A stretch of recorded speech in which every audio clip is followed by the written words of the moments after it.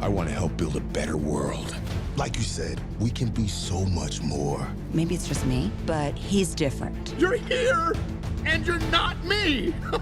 My friends, my Cybertronian family. I see strength in you. All that counts is the strength of one bot over another. We could have built the future together. I don't think so. Awesome! That's what I'm talking about! Now is the time for us to stand up. Together. As one.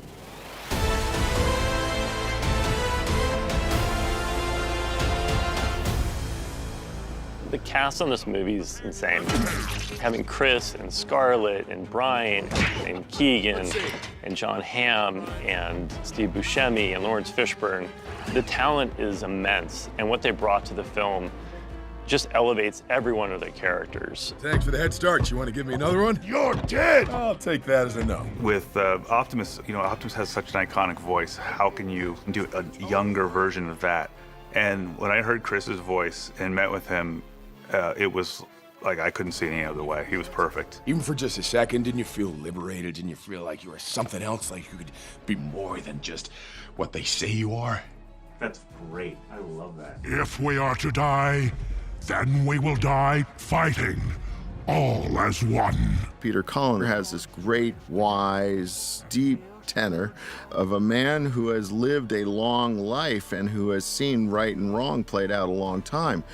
That's not Orion Pax. Orion Pax hasn't seen that, so you needed a younger person to play it. So Peter Cullen has voiced the character of Optimus Prime for over 4 decades now, and it was certainly a huge amount of anxiety and trepidation coming into this.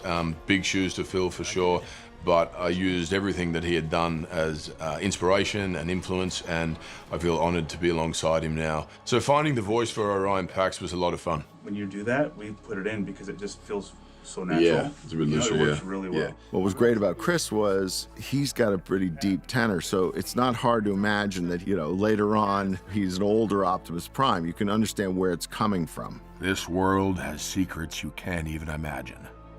This is the character before he becomes Optimus Prime, so it did have to have a different vocal quality and different rhythm to it.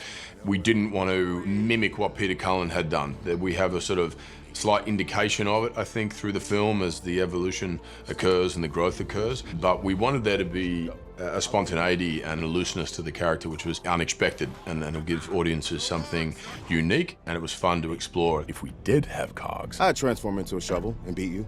I don't like how fast you answered that. A lot of the comedy from Optimus comes from Chris Hemsworth. First time giving a pep talk. He is very funny. He riffed a lot of the kind of attitude and looseness of Orion Pax. You said you were never going to mention that again. The fun of a young Optimus is straight up Chris. If you personally handed him the matrix of leadership that you found. Okay, stop. I know what you're trying to do, and it's definitely working. I'm in. With Megatron, I wanted to have a Megatron that's not just a bad guy the whole time. Obviously, he needs to be friends with Orion, so it was important to get somebody who could play the evil stuff, but then could also go the complete opposite way and play somebody who's extremely likable, somebody you want to hang around with, someone you want to be friends with. And all of those are Brian Tyree Henry. He is all of that. I can't believe we get to watch from the starting line, the best seats in the house. Why'd you bring jetpacks? When you get the call to request you as Megatron, I mean, what do? It still doesn't truly feel like it happened, and that I'll be a part of the pantheon that is Transformers as one of the greatest arch nemesis of all time. My inner child was going insane. Oh, it's really cool. And what I loved the most about playing D16 was to really find the heart of who he was before everything turned. And the biggest thing you find out about D16 is that he truly is about fighting injustice. He really wants to right the wrongs that have happened. He doesn't like being deceived. You watch this disillusionment happen in him.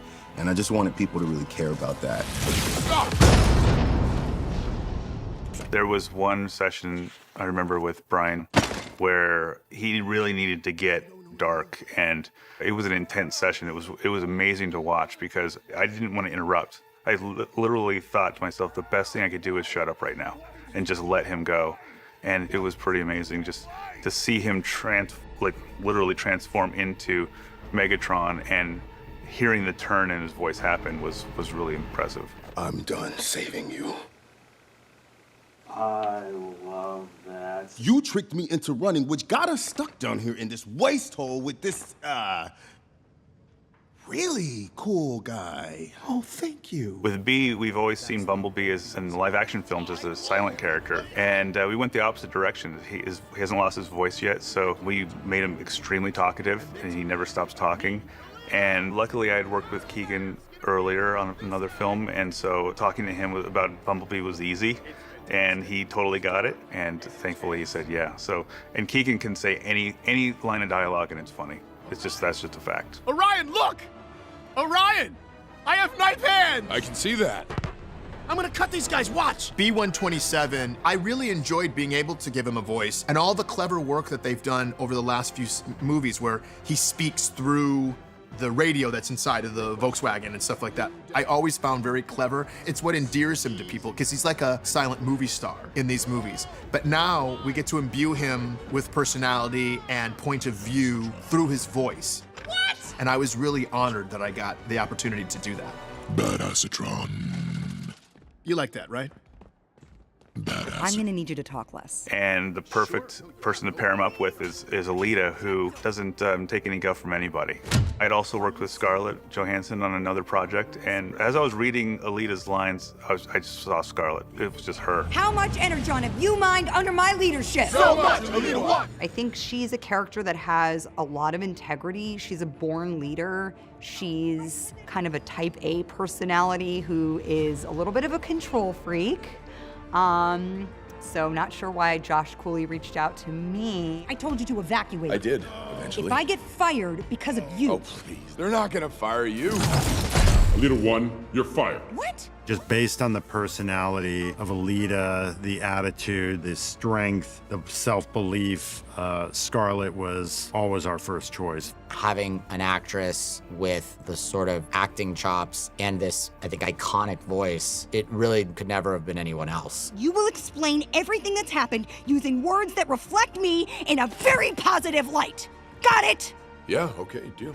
Scarlett brings Scarlett to the role. When you think of other characters that she's played and how tough she is on camera, she brings all of that history with her. My point is that your instincts tell you to break protocol for a reason. This blind optimism that you have is why you make such bold and courageous choices. It was important that Alita 1 was not just a side character or somebody that leaned into the frame and said something funny. I really wanted her character to affect the story in a major way, and Orion can only become Optimus with her support and with her guidance, and that was something that I talked about with Scarlett, and she really loved, and Chris loved it as well, and it was like, let's make this a real group effort. That I plucked the cogs from your newborn chests? Forced you to mine so that I could pay off the quintessons and live like a king? John Hamm has a fantastic voice, but also his acting is just phenomenal. I'm absolutely thrilled with his performance in this, and he brought that real, almost like a politician flair to his character, which just made him just even more fun to destroy. Sentinel Prime is our protector. He's been saving us from the quintessons ever since. You have not been saved. You've been living a lie. I saw the truth with my own eyes. Come. I will show you. There we go. I love it. Lawrence Fishburne's voice just has the weight and importance of a Transformer, and somebody that you need to listen to. Anytime he speaks, says anything at all, even if it's like, can you hand me that pencil? You're like, yes, I'll do whatever you need. Lawrence Fishburne is just a voice that you want to hear rock you to sleep all the time. Like, once I heard him come on screen, I was like, can't believe I'm sharing screen time with this masterclass of a person. All are one. All right, wake them up. Now, are you spies or just incompetent lackeys? For Starscream, Buscemi was our first choice, and he was perfect. I'm such a huge fan of everybody on our cast, but Buscemi, I've been watching his films forever, and so it was such a treat and a joy to talk to him about it. And I was walking him through our pages and talking to him about it. And I said, do you know a lot about Transformers? Are you deep in the lore? And he went, yeah, not so much. So it was fun to be describing our film to him, and he go, great, let's do it. I'm going to rip you apart piece by piece so that your death is painful and you'll regret the day You sound ridiculous. It's weird. It's Transformers. It needed to have a great cast, and everyone on our film is phenomenal. We all came together and created this film using the mentality of the film, which is all or one. What is our first move? We roll out. What? Louder. Transform and roll out!